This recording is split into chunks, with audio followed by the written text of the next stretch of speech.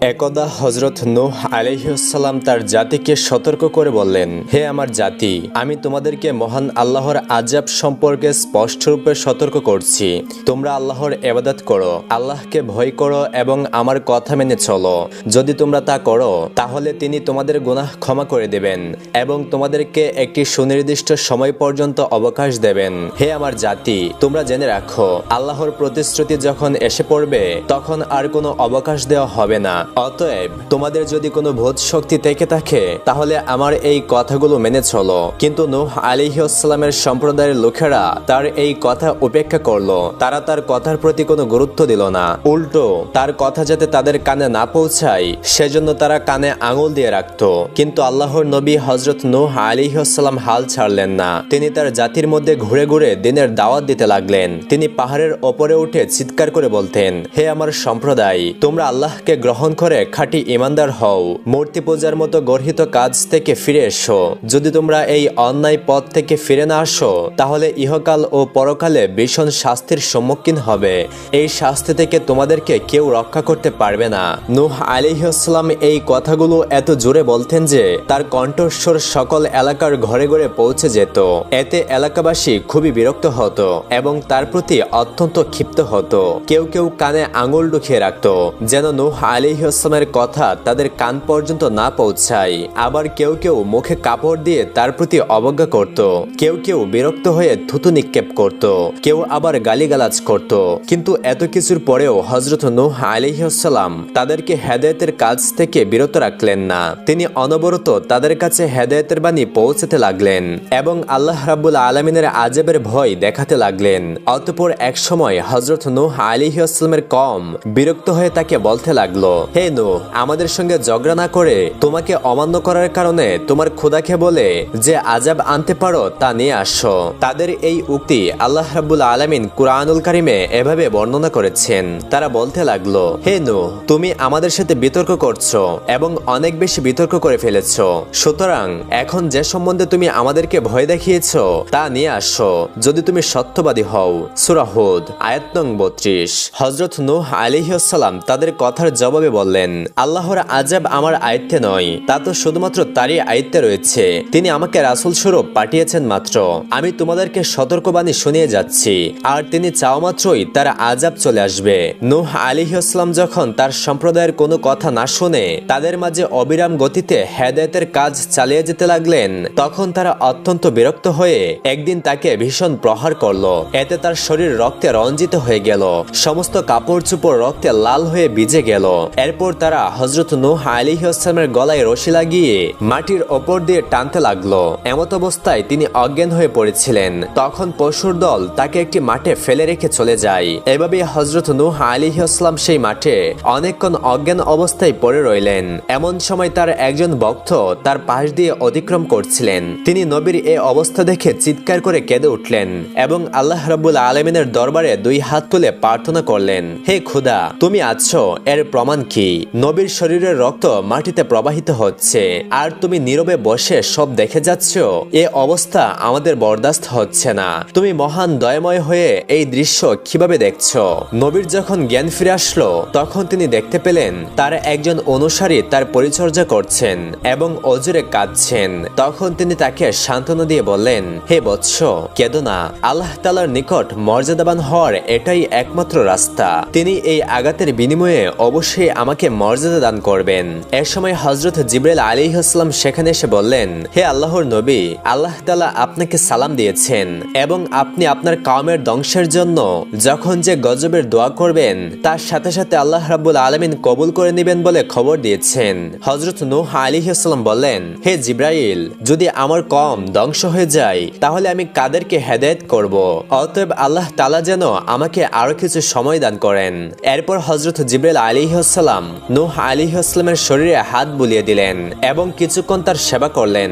এতে অল্প সময়ের মধ্যেই তিনি সুস্থ হয়ে উঠলেন। অতঃপর জিবরাইল আলাইহিসসালাম নবীর হাতে একটি গাছের চারা দিয়ে বললেন, হে আল্লাহর নবী, এই চারাটি আপনি এক জায়গায় রোপণ করুন। এটা অল্প দিনের মধ্যেই একটি বিরাট গাছে পরিণত হবে। তারপর কি করতে হবে তা আল্লাহ রাব্বুল আলামিন আপনাকে জানিয়ে দেবেন। নবী তখন হযরত জিবরাইল আলাইহিসসালামের কাছ থেকে সেই চারা গাছটি গ্রহণ করলেন এবং এক পাহাড়ের পাদদেশে তা রোপণ করলেন। এরপর নবী পুনরায় দিন প্রচারের কাজে আত্মনিয়োগ করলেন। অতঃপর যেখানে তিনি কঠিনভাবে নির্যাতিত হয়েছিলেন সেই এলাকায় গিয়ে পৌঁছালেন। এবারে সেখানে তিনি বিরোধীদের কোনো তৎপরতা দেখতে পেলেন না, তাই তিনি প্রতিটা ঘরে ঘরে গিয়ে দাওয়াতের কাজ আরম্ভ করে দিলেন। এই সময় অনেক সন্তানের পিতামাতা তার কাছে এসে বলল, হে মহামহিম, আপনি সত্যিই আল্লাহর একজন নবী, তাতে কোনো সন্দেহ নেই। কারণ আমাদের এলাকায় যে সমস্ত ছেলেরা আপনার সঙ্গে বেয়াদবি করেছিল তাদের অধিকাংশের হাত পা বিকলাঙ্গ হয়ে গেছে, কারো কারো জবান বন্ধ হয়ে গেছে, কারো চক্ষু অন্ধ হয়ে গেছে, আবার কেউ কেউ পাগল হয়ে গেছে। অতএব হে আল্লাহর নবী, আপনি তাদের আরোগ্যের জন্য আপনার প্রভুর নিকট দোয়া করুন। হযরত নূহ আলাইহিস সালাম তাদেরকে বললেন, আমি তাদের আরোগ্যের জন্য আমার প্রভুর নিকট দোয়া করব, তবে আমার শর্ত হলো তোমরা আল্লাহ রাব্বুল আলামিনের উপর ঈমান আনো এবং আমাকে নবী বলে স্বীকার করো। তখন তারা বলল, আমাদের পূর্বপুরুষদের ধর্ম পরিত্যাগ করে নতুন ধর্ম গ্রহণ করা আমাদের পক্ষে সম্ভব নয়। এটা আমাদের গোত্রের লোকেরা কখনোই সহ্য করবে না, যার পরিণামে আমাদেরকে ভীষণ সংকটের সম্মুখীন হতে হবে, আমাদেরকে গোত্র থেকে বহিষ্কৃত করা হবে। অতঃপর হযরত নূহ আলাইহিস সালাম তাদের ঈমানের ব্যাপারে নিরাশ হয়ে সম্মুখে চলতে লাগলেন। নবী সেখান থেকে বের হয়ে সম্মুখের দিকে অগ্রসর হচ্ছিলেন। এমন সময় একদল ছেলেরা চিৎকার দিয়ে বলল, আরে পাগলটা তো এখনো মরেনি, আবার ফিরে এসেছে এই এলাকায়। এই বলে তারা নবীর প্রতি পুনরায় পাথর নিক্ষেপ করতে লাগলো। নবী এবারও রক্তাক্ত হয়ে গেলেন। অতি কষ্টে তিনি সেই এলাকা পরিত্যাগ করলেন। অতঃপর আল্লাহ রাব্বুল আলামিনের দরবারে ফরিয়াদ করলেন, হে খোদা, তোমার ন্যস্ত করা দায়িত্ব পালন করতে আমি কোনো অবহেলা করিনি, কিন্তু কোনো ক্রমেই এই জাতিকে তোমার পথে আনা সম্ভব হলো না। উপরোক্ত অত্যাচার ও প্রহারে আমার সর্বশরীর জর্জরিত হয়েছে। এখন তুমি এর উপযুক্ত ব্যবস্থা গ্রহণ করো। এভাবে কয়েক বছর অতিবাহিত হয়ে গেল। এরপর জিবরাইল আলাইহিস সালাম নবীর কাছে এসে বললেন, হে আল্লাহর নবী, আমি কয়েক বছর পূর্বে আপনাকে যে গাছের চারাটি দিয়েছিলাম সেই চারাটি এখন একটি বৃহৎ বৃক্ষে পরিণত হয়েছে। আপনি উক্ত গাছটি কেটে তক্তা করুন, অতঃপর তা দিয়ে জাহাজ তৈরি করুন। জাহাজ তৈরি হলে আপনার ভক্তবৃন্দদেরকে নিয়ে তাতে আরোহণ করুন। বাকি যারা আপনার অবাধ্য হিসেবে পৃথিবীতে থাকবে তাদেরকে আল্লাহ রাব্বুল আলামিন এক মহাপ্লাবন দিয়ে ধ্বংস করে দেবেন। আল্লাহর এই গজব থেকে কেউ রেহাই পাবে না। আপনি আপাতত এই অবাধ্য কওমকে হেদায়েতের কাজ বন্ধ করে অতি সত্বর জাহাজ নির্মাণের কাজে আত্মনিয়োগ করুন। হযরত নূহ আলাইহিস সালাম আল্লাহ রাব্বুল আলামিনের তরফ থেকে জাহাজ তৈরির নির্দেশ পেয়ে একেবারে হয়রান হয়ে গেলেন। তিনি চতুর্দিকে ছুটাছুটি আরম্ভ করে দিলেন। কোথায় লোকজন, কোথায় প্রয়োজনীয় মালপত্র, কিছুই তো তার জোগাড় নেই। তবুও আল্লাহ তাআলার নির্দেশ যথাসত্বর কার্যকর করতে হবে। তাই তিনি তার সামান্য সংখ্যক উম্মতকে খবর দিয়ে বললেন, হে আমার উম্মতেরা, মহান আল্লাহ রাব্বুল আলামিন আমাদেরকে একটি জাহাজ তৈরির নির্দেশ দিয়েছেন। আমাদের লোকবল অত্যন্ত কম, অতএব তোমরা আমাকে সহযোগিতা করো যাতে করে আমরা মহান আল্লাহ রাব্বুল আলামিনের নির্দেশ অনুসারে জাহাজ সময়ের আগেই তৈরি করতে পারি। তারা বলল, হে আল্লাহর নবী, আপনি কোনো চিন্তা করবেন না। আল্লাহ রাব্বুল আলামিনের এই আদেশ বাস্তবায়নের ক্ষেত্রে আমরা আপনাকে সর্বরকমের সাহায্য করব। এরপর হযরত নূহ আলাইহিস সালাম তার রোপণ করা সেই গাছটির নিকট গেলেন এবং গাছটি দেখে তিনি অবাক হয়ে গেলেন। মাত্র কয়েক বছরের মধ্যে সেই বৃক্ষ চারাটি একটি বিশাল বৃক্ষে রূপ নিয়েছে। সে গাছটির উচ্চতা ছিল 600 গজ এবং তার প্রস্থ ছিল 400 গজ। এরূপ বিশাল আকৃতি ধারণ করেছিল সেই গাছটি। এখন সেই গাছটি একটি দর্শনীয় বস্তুতে পরিণত হয়েছে। বহু দূর দূরান্ত থেকে মানুষ এসে গাছটি দর্শন করত। হযরত নূহ আলাইহিস সালামের ভক্ত উম্মতদের মধ্যে এক ব্যক্তি ছিল যে অসাধারণ শক্তির অধিকারী। তার নাম ছিল আহাম। সে একসাথে কয়েক শত মানুষের সাথে লড়াই করতে ভয় পেত না। হযরত নূহ আলাইহিস সালাম যখন গাছ কাটার জন্য সেখানে উপস্থিত হলেন তখন আহামও তার সাথে ছিল। যখন নূহ আলাইহিস সালাম সেই গাছটি কাটতে যাবেন তখন এলাকার লোকজন সেখানে এসে উপস্থিত হলো এবং তারা হযরত নূহ আলাইহিস সালামকে বাধা প্রদান করে বলল, হে নূহ, তুমি এই গাছটিকে কিছুতেই কাটতে পারবে না। আমরা কোনোভাবেই তোমাকে এই গাছটিকে কাটার অনুমতি দিতে পারি না। হযরত নূহ আলাইহিস সালাম বললেন, এই গাছটি আমি আল্লাহ রাব্বুল আলামিনের নির্দেশে রোপণ করেছিলাম এবং এই গাছ কাটার নির্দেশও আমি আল্লাহ রাব্বুল আলামিনের কাছ থেকে পেয়েছি। অতএব গাছটি আমাকে কাটতেই হবে। তখন কতিপয় লোক এসে নূহ আলাইহিস সালামের হাত থেকে অস্ত্র কেড়ে নিল। এই দৃশ্য দেখে আহাম সহ্য করতে পারল না। তখন সে তাদের সাথে লড়াই করতে শুরু করলো এবং সেখানে সে 5 জনকে মেরে ফেললো। অতঃপর নিজ হাতে অস্ত্র ধরে অল্পক্ষণের মধ্যেই গাছটিকে সে কেটে ফেললো। এই অবস্থা দেখে লোকেরা আর কেউ তাকে বাধা দেওয়ার সাহস পেল না। অতঃপর হযরত নূহ আলাইহিস সালাম কয়েকদিনের চেষ্টায় সে গাছ কেটে তক্তা বের করলেন এবং তার ছোট শাখাগুলো কেটে পেরেক বানিয়ে নিলেন। এরপর নবীর সারা জীবনের হেদায়েতের ফসল মাত্র 40 জন উম্মত নিয়ে জাহাজ তৈরির কাজে হাত দিলেন। 1000 গজ লম্বা ও 4000 গজ প্রস্থ এক জাহাজ তৈরির পরিকল্পনা নিয়ে তিনি কাজ আরম্ভ করলেন।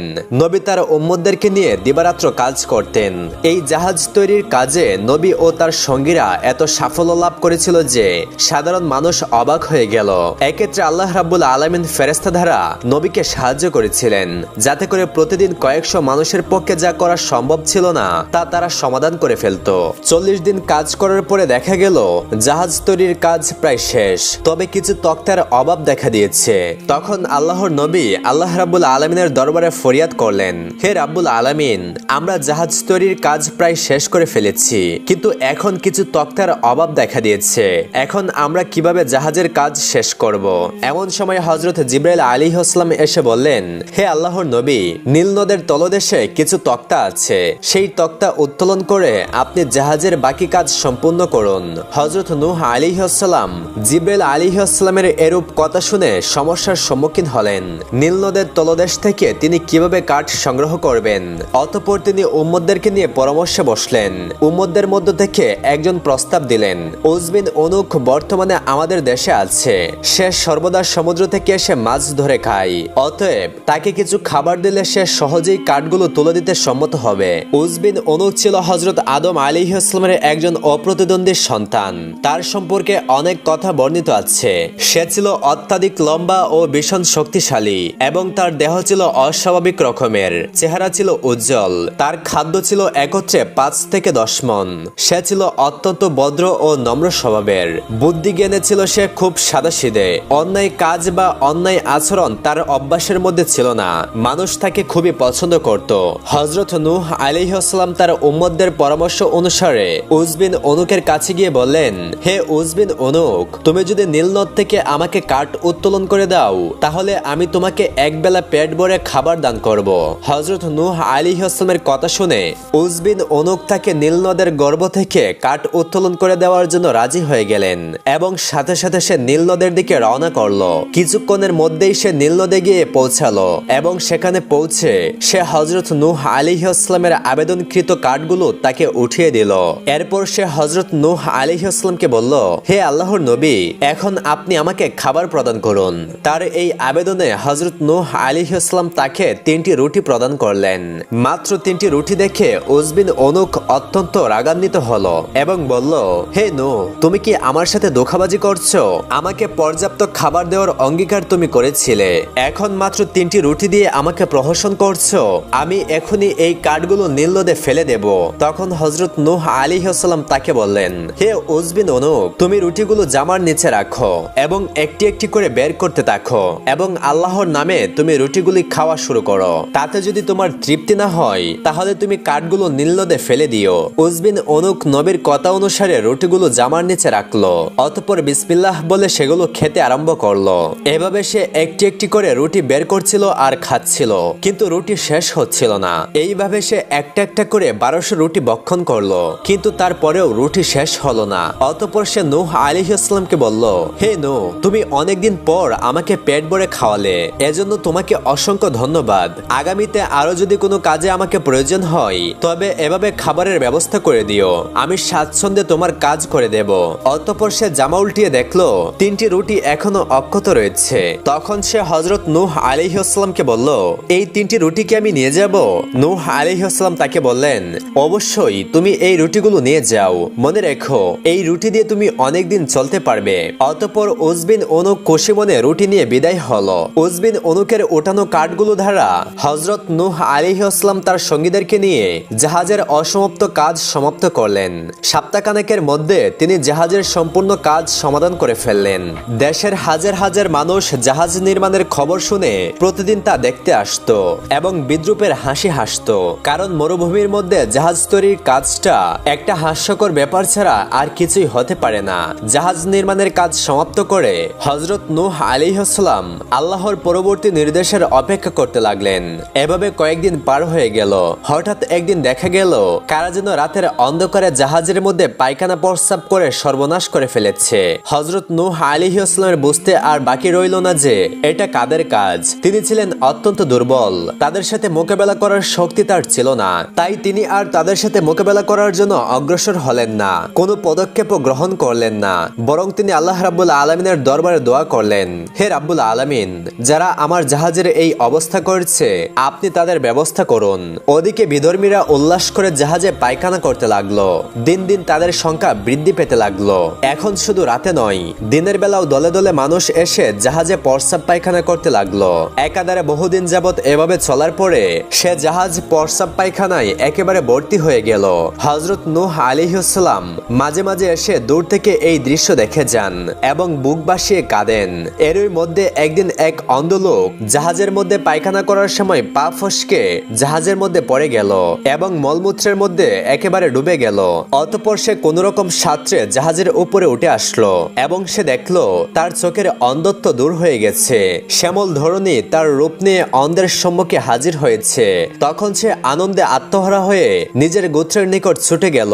অতঃপর সে বলল, আমি নূহের নৌকায় পায়খানা করতে গিয়েছিলাম, কিন্তু পায়খানা করতে গিয়ে আমি নৌকার মধ্যে পড়ে যাই এবং আমার সর্বশরীর প্রস্রাব পায়খানায় ভর্তি হয়ে যায়।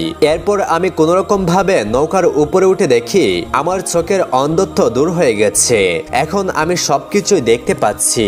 গোত্রের লোকেরা তার এই কথা শুনে প্রথমে বিশ্বাস করতে চাইল না। পরবর্তীতে তাকে নানা রকম পরীক্ষা নিরীক্ষা করে দেখা গেল যে তার কথা একেবারেই সত্য।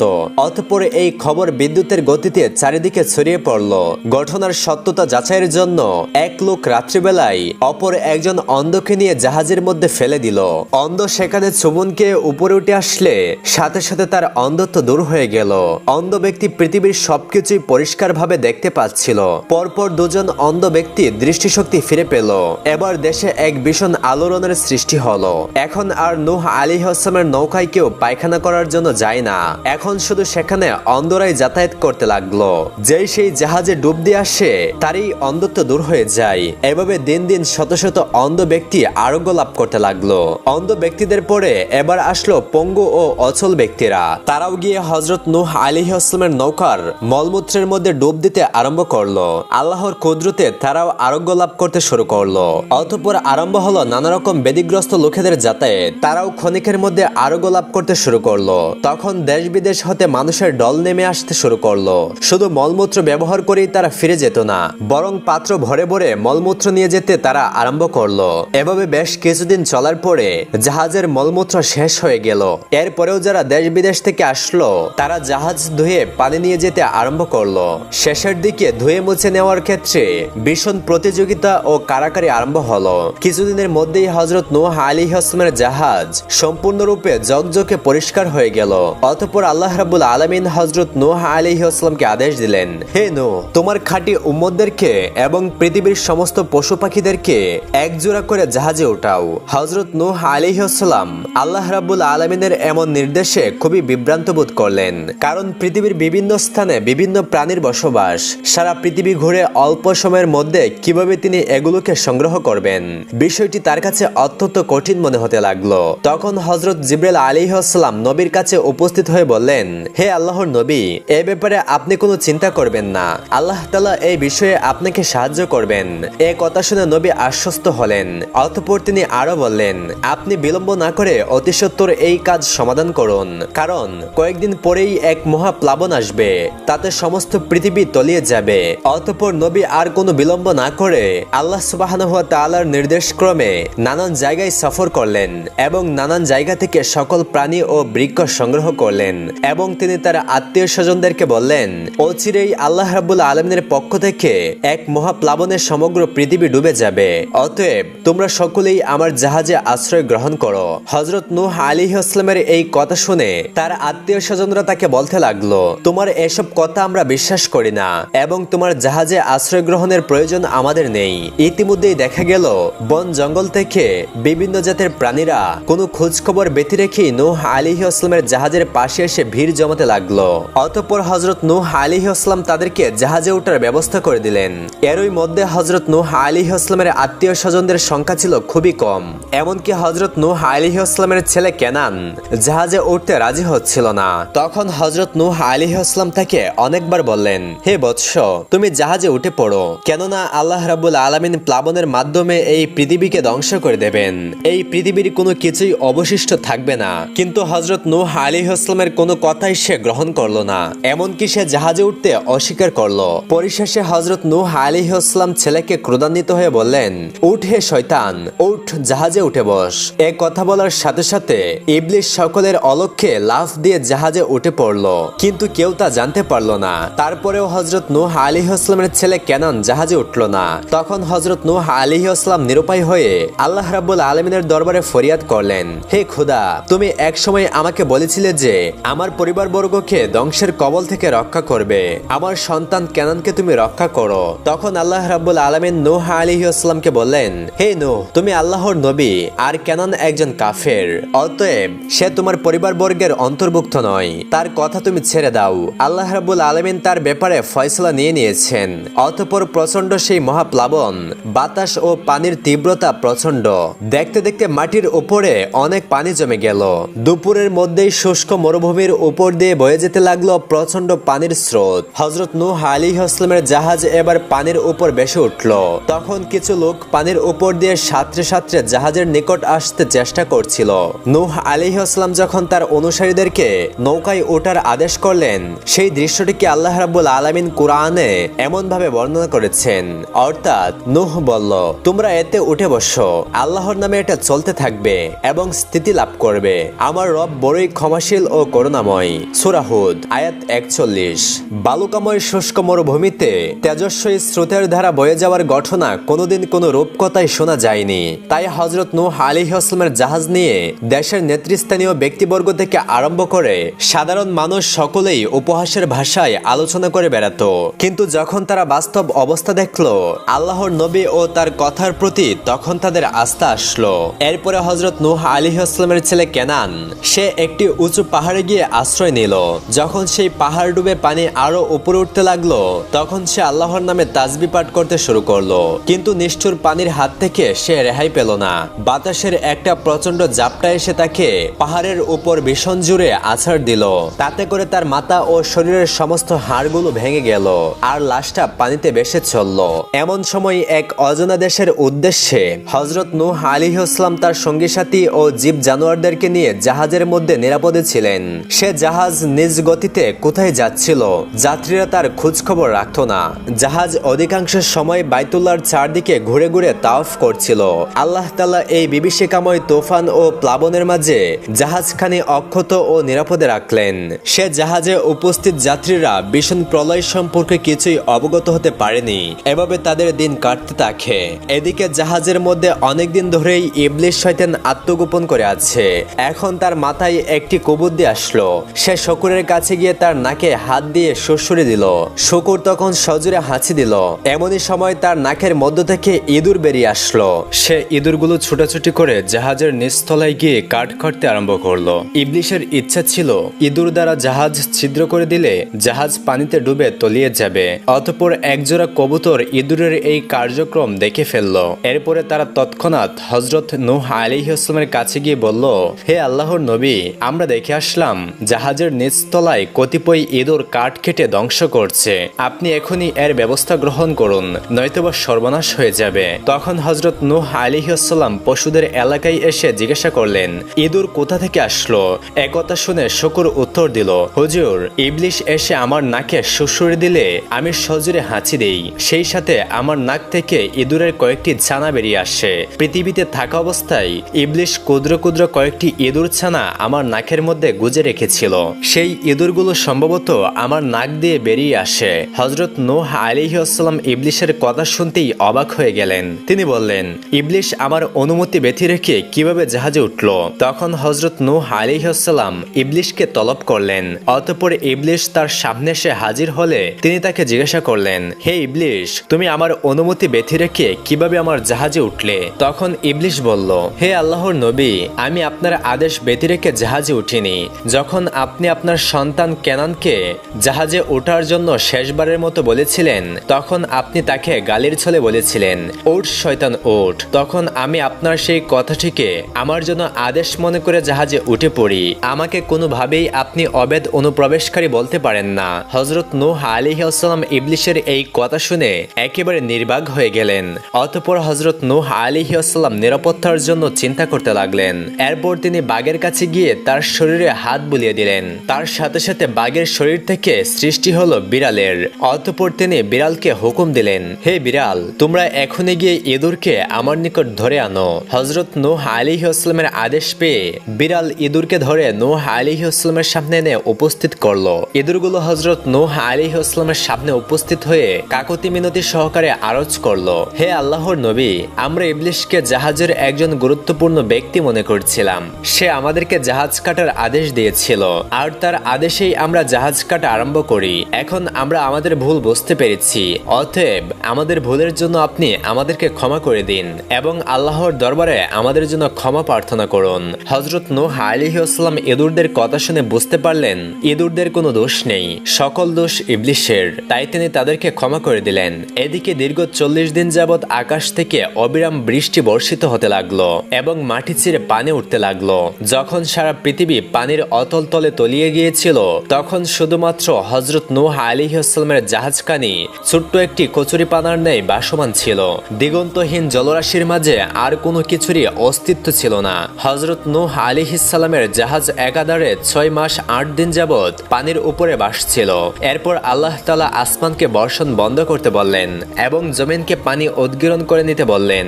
অতঃপর ধীরে ধীরে পানি কমতে আরম্ভ করলো এবং বাতাসের গতি স্তিমিত হয়ে আসলো। সেই জাহাজ জ্যোতি পর্বতে এসে স্থির হলো। আস্তে আস্তে অন্যান্য পর্বতমালার চূড়াগুলো দৃশ্যমান হতে লাগলো। হযরত নূহ আলাইহিস সালামের জাহাজ জ্যোতি পর্বতে এসে এমন ভাবে আটকে গেল যাতে করে সকল প্রাণীর ওঠানামা করা সহজ হয়। এরপরে হযরত নূহ আলাইহিস সালাম তার উম্মত সহকারে সেই পর্বতের চূড়ায় অবতরণ করলেন, কিন্তু তাদের কাছে পৃথিবীর অবস্থা সম্পর্কে এখনো কোনো সংবাদ ছিল না। তাই হযরত নূহ আলাইহিস সালাম পৃথিবীর অবস্থা পর্যবেক্ষণ করার জন্য কবুতরকে পাঠালেন।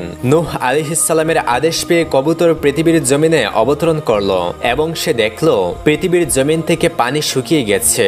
এরপর সে আল্লাহর নবীর কাছে গিয়ে বলল, হে আল্লাহর নবী, পৃথিবীর জমিন থেকে পানি শুকিয়ে গেছে, এখন পৃথিবীর জমিন বসবাসের উপযুক্ত হয়ে উঠেছে। কবুতরের কাছ থেকে এই সংবাদ পাওয়ার পরে নূহ আলাইহিস সালাম তার উম্মত সহকারে পৃথিবীর জমিনে অবতরণ করলেন এবং অন্যান্য জীব জানোয়ারদেরকেও তিনি নামিয়ে নিলেন। পৃথিবীর বিভিন্ন জীব জানোয়ার হযরত নূহ আলাইহিস সালামের নৌকা থেকে নেমে নিজ নিজ গন্তব্যের উদ্দেশ্যে যাত্রা করলো। আল্লাহর নবী ও তার উম্মতেরা পৃথিবীর জমিনের চতুর্দিকে তাকিয়ে দেখতে লাগলেন। তখন তারা দেখতে পেলেন যে পৃথিবীর জমিনে কোথাও কোনো কিছুর চিহ্ন মাত্র নেই, সর্বত্র পরিষ্কার হয়ে গেছে। এমন সময় ইবলিশ হযরত নূহ আলাইহিস সালামের কাছে এসে বলল, হুজুর, আপনি আমার অনেক বড় উপকার করেছেন এবং আমার জীবন রক্ষা করেছেন, এজন্য আপনি আমাকে বলুন আমি আপনার জন্য কি খেদমত করতে পারি। আল্লাহর নবী হযরত নূহ আলাইহিস সালাম বললেন, এই মরদুদ শয়তান, তুই আমার সামনে থেকে বিদায় হয়ে যা, তোমার কোনো খেদমতের প্রয়োজন আমার নেই। আল্লাহর নবীর এই কথা শুনে ইবলিশ বলল, হে আল্লাহর নবী, আমি আপনার কোনো ক্ষতি করতে চাই না, যেহেতু আপনি আমার একটি উপকার করেছেন তাই আমিও আপনার একটি উপকার করতে চাই। তখন হযরত নূহ আলাইহিস সালাম ইবলিশকে বললেন, আচ্ছা, পৃথিবীর যখন কোনো মানুষকেই তুমি রেহাই দেওনি, তখন তুমি আমার কি ক্ষতি করেছো বলতে পারো? শয়তান বলল, হুজুর, আপনার কোন রকম ক্ষতি সাধনের চেষ্টা আমি কখনোই করিনি, তবে একদা রাত্রিবেলায় উটের গোশত দিয়ে উত্তম রূপে খাওয়া দাওয়া সেরে আপনি ঘুমিয়েছিলেন। আমি আপনার ঘুমের গভীরতা বৃদ্ধি করার জন্য নানা রকমের স্বপ্নে আপনাকে বিভোর করে রেখেছিলাম, যাতে করে আপনার নামাজ কাজে হয়ে যায়। হযরত নূহ আলাইহিস সালাম শয়তানের এই কথা শুনে বললেন, আস্তাগফিরুল্লাহ, আমি আর জীবনে পেট ভরে খানা খাবো না। শয়তান নবীর কথা শুনে বলল, আস্তাগফিরুল্লাহ, আমি আর জীবনে মানুষকে উচিত কথা বলবো না। এরপর হযরত নূহ আলাইহিস সালাম ইবলিশকে বললেন, এখন তুই বিদায় হয়ে যা, তোর আর কোনো খেদমত আমার প্রয়োজন নেই, আগামীতেও প্রয়োজন পড়বে না। তখন শয়তান বিদায় হয়ে গেল। অতঃপর হযরত নূহ আলাইহিস সালামের সন্তানেরা ও তার উম্মতেরা পুনরায় পৃথিবীতে বসতি স্থাপন করলেন। আল্লাহর নবী হযরত নূহ আলাইহিস সালাম একাধারে 950 বছর জীবিত থেকে দ্বীনের প্রচার করে এক পাহাড়ে ইন্তেকাল করেন। সেখানে মসজিদের পাশেই তাকে দাফন করা হয়। প্রিয় দর্শক, এই ছিল আল্লাহর নবী হযরত নূহ আলাইহিস সালামের মহাপ্লাবনের ঘটনা। আল্লাহ রাব্বুল আলামিন আমাদেরকে এই ঘটনা থেকে শিক্ষা লাভ করে বেশি বেশি আল্লাহ সুবহানাহু ওয়া তাআলার ইবাদত করার তৌফিক দান করুন, আমিন। প্রিয় দর্শক, পরবর্তীতে এমন আরো ভিডিও পেতে আমাদের চ্যানেলটি সাবস্ক্রাইব করে পাশে থাকা বেল আইকনটি অন করে দিন। আপনারা সকলেই ভালো থাকুন, সুস্থ থাকুন। আল্লাহ হাফেজ।